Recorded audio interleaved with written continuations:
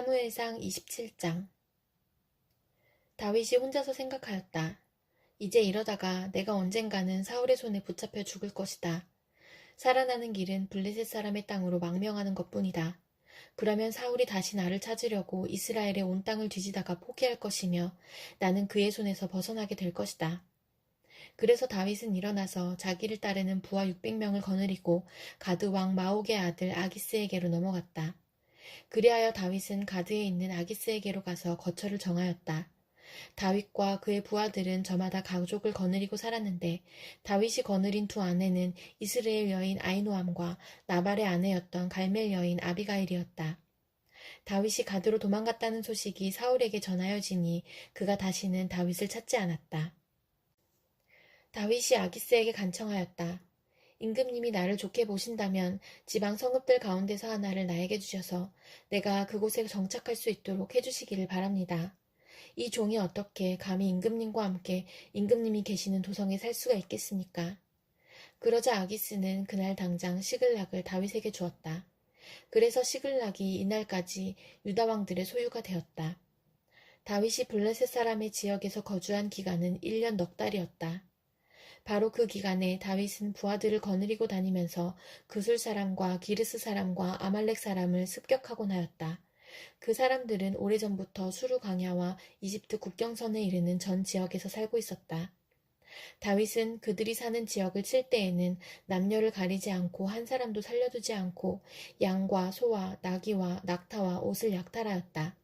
약탈물을 가지고 아기스에게로 돌아가면 아기스는 으레 그대들이 오늘은 어디를 습격하였소 하고 묻고 그럴 때마다 다윗은 유다의 남쪽 지역을 털었다느니 여라무엘 족속의 남쪽 지역을 털었다느니 또는 겐 족속의 남쪽 지역을 털었다느니 하는 식으로 대답을 하곤 하였다. 다윗이 남녀를 가리지 않고 죽이고 가드로 데려가지 않은 것은 그들이 다윗의 정체를 알아 다윗이 그런 일을 하였다고 폭로할까 두려웠기 때문이다. 다윗은 블레셋 사람의 지역에 거주하는 동안 언제나 이런 식으로 처신하였다. 아기스는 다윗의 말만 믿고서 다윗이 자기 백성 이스라엘에게서 그토록 미움받을 짓을 하였으니 그가 영영 자기의 종이 될 것이라고 생각하였다. 고린도전서 8장. 우상에게 바친 고기에 대하여 말하겠습니다. 우리는 우리 모두가 지식이 있는 줄로 알고 있습니다. 지식은 사람을 교만하게 하지만 사랑은 덕을 세웁니다. 자기가 무엇을 안다고 생각하는 사람은 아직도 그가 마땅히 알아야 할 방식대로 알지 못하는 사람입니다. 그러나 하나님을 사랑하는 사람은 하나님께서 그를 알아주십니다. 그런데 우상에게 바친 고기를 먹는 일을 두고 말하면 우리가 알기로는 세상에 우상이란 것은 아무것도 아니고 오직 하나님 한 분밖에는 신이 없습니다. 이른바 신이라는 것들이 하늘에든 땅에든 있다고 칩시다. 그러면 많은 신과 많은 주가 있는 것 같습니다. 그러나 우리에게는 아버지가 되시는 하나님 한 분이 계실 뿐입니다. 만물은 그분에게서 났고 우리는 그분을 위하여 있습니다. 그리고 한 분 주님이신 예수 그리스도가 계십니다. 만물이 그분으로 말미암아 있고 우리도 그분으로 말미암아 있습니다. 그러나 누구에게나 다 지식이 있는 것은 아닙니다. 어떤 사람들은 지금까지 우상을 섬기던 관습에 젖어 있어서 그들이 먹는 고기가 우상의 것인 줄로 여기면서 먹습니다. 그들의 양심이 약함으로 더럽혀지는 것입니다. 그러나 우리를 하나님 앞에 내세우는 것은 음식이 아닙니다. 음식을 먹지 않는다고 해서 손해볼 것도 없고 먹는다고 해서 이로울 것도 없습니다. 그러나 여러분에게 있는 이 자유가 약한 사람들에게 걸림돌이 되지 않도록 조심하십시오. 지식이 있는 당신이 우상의 신당에 앉아서 먹고 있는 것을 어떤 사람이 보면 그가 약한 사람일지라도 그 양심에 용기가 생겨서 우상에게 바친 고기를 먹게 되지 않겠습니까? 그러면 그 약한 사람은 당신의 지식 때문에 망하는 것입니다. 그리스도께서는 그 약한 신도를 위하여 죽으셨습니다. 이렇게 여러분이 형제자매들에게 죄를 짓고 그들의 약한 양심을 상하게 하는 것은 그리스도께 죄를 짓는 것입니다. 그러므로 음식이 내 형제를 걸어서 넘어지게 하는 것이라면 그가 걸려서 넘어지지 않게 하기 위해서 나는 평생 고기를 먹지 않겠습니다. 에스겔 6장. 주님께서 나에게 말씀하셨다. 사람아, 너는 이스라엘의 산들을 바라보면서 그것들에게 내릴 심판을 예언하여라. 너는 이렇게 외쳐라. 이스라엘의 산들아, 너희는 주 하나님의 말씀을 들어라. 산과 언덕에게, 계곡과 골짜기에게 주 하나님이 이렇게 말씀하신다.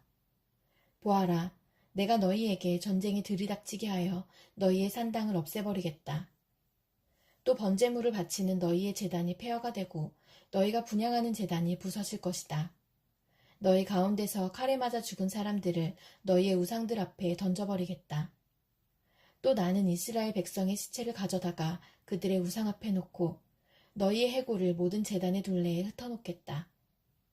너희가 거주하는 모든 성읍마다 황무지로 변하고 산당들도 황폐하게 될 것이다. 너희의 제단들도 무너져 못쓰게 되고 너희의 우상들이 산산조각으로 깨어져 사라지고 너희가 분향하는 제단들이 파괴되고 너희가 손으로 만든 것들이 모두 말끔히 없어지게 하려는 것이다. 너희 한가운데서는 칼에 맞아 죽은 사람들이 널려 있을 것이니 그때야 비로소 너희는 내가 주인 줄 알게 될 것이다. 그러나 나는 너희 가운데서 얼마를 남겨 전쟁을 모면하게 하고 여러 나라에 흩어져 여러 민족들 사이에서 살아가게 하겠다. 전쟁을 모면한 사람들은 포로가 되어 끌려가 이방 사람들 속에서 살면서 비로소 나를 기억할 것이다. 그들이 음란한 마음으로 내게서 떠나갔고 음욕을 품은 눈으로 그들의 우상들을 따라가서 내 마음을 상하게 하였으므로 그들은 자기들이 저지른 악행과 그 모든 혐오스러운 일을 기억하고 스스로 몸서리를 칠 것이다. 그때야 그들이 비로소 내가 주인 줄 알게 될 것이다. 내가 그들에게 이런 재앙을 내리겠다고 공연히 말한 것이 아님도 알게 될 것이다. 나 주 하나님이 이렇게 말한다. 너는 손뼉을 치고 발을 구르면서 외쳐라. 아, 이스라엘 족속이 온갖 흉악한 일을 저질렀으니 모두 전쟁과 기근과 전염병 때문에 쓰러질 것이다.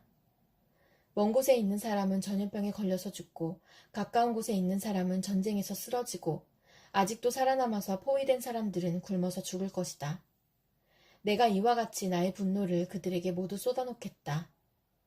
그리하여 그들 가운데서 전쟁에서 죽은 시체들은 그들의 우상들 사이에서 뒹굴고 그들의 제단들 둘레에서도 뒹굴고 높은 언덕마다 산봉우리마다 푸른 나무 밑에마다 가지가 무성한 상수리나무 밑에마다 자기들이 모든 우상에게 향기로운 제물을 바치던 곳에는 어디에나 그 시체들이 뒹굴 것이다. 그때야 비로소 내가 주인 줄 너희가 알게 될 것이다. 내가 그렇게 나의 손을 펴서 그들을 치고 그 땅을 남쪽의 광야에서부터 북쪽의 디블라에 이르기까지 그들이 거주하는 모든 곳을 황무지로 만들어버리겠다. 그때야 비로소 내가 주인 줄 그들이 알게 될 것이다. 시편 44편. 하나님, 우리는 두기로 들었습니다. 그 옛날 우리 조상이 살던 그때에 하나님께서 하신 그 일들을 우리 조상이 우리에게 낱낱이 일러주었습니다. 하나님께서 문 나라들을 손수 몰아내시고 우리 조상을 이 땅에 뿌리박게 하셨습니다. 문 민족을 재앙으로 치시고 우리 조상을 번창하게 하셨습니다. 우리 조상이 이 땅을 차지한 것은 그들의 칼로 차지한 것이 아니었습니다. 조상이 얻은 승리도 그들의 힘으로 얻은 것이 아니었습니다.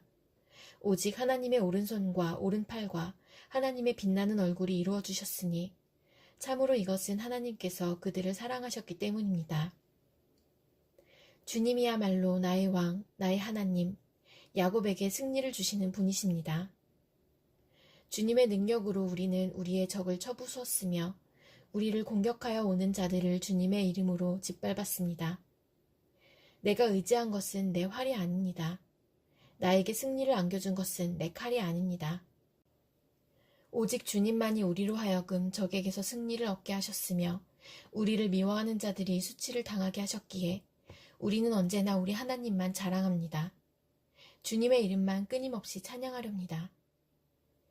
그러나 이제는 주님께서 우리를 버려 치욕을 당하게 하시며 우리 군대와 함께 출전하지 않으셨습니다.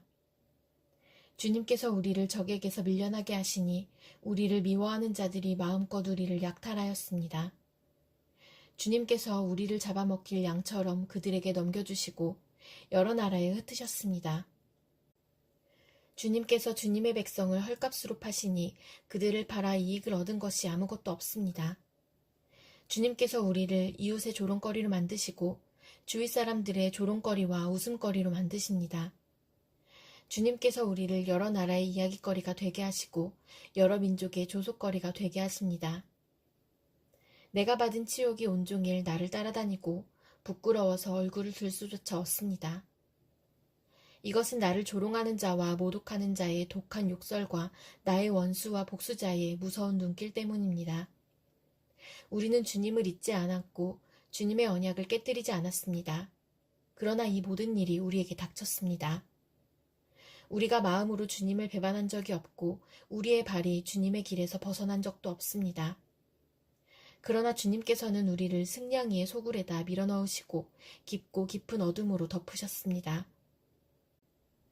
우리가 우리 하나님의 이름을 잊었거나 우리의 두 손을 다른 신을 향하여 펴들고서 기도를 드렸다면 마음의 비밀을 다 아시는 하나님께서 어찌 이런 일을 찾아내지 못하셨겠습니까?